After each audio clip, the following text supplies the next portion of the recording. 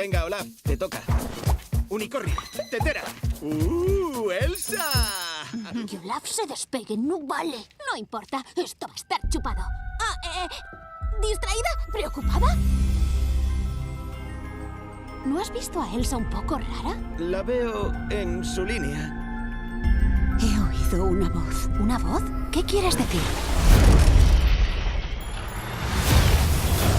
¡Cambia los acantilados! ¿Quién está sacudiendo el edificio? El reino no es seguro. Encuentra a quienes te llaman. Quizá tengan respuestas. Ve al norte, cruzando las tierras encantadas y adentrándote en lo desconocido. Haremos esto juntas.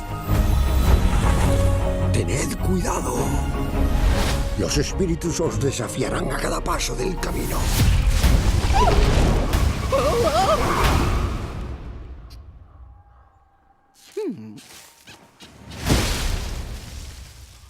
Es normal.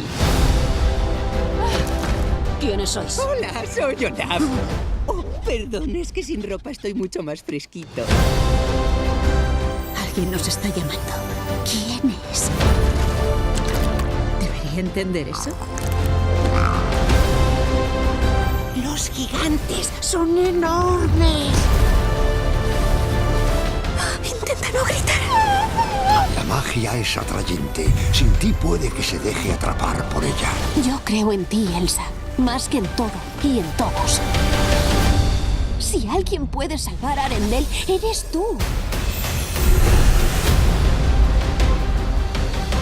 ¿Cómo hacéis vosotros para lidiar con la creciente complejidad de pensamiento que conlleva la madurez? Uy, no, cuidado con eso, a saber qué habré pisado.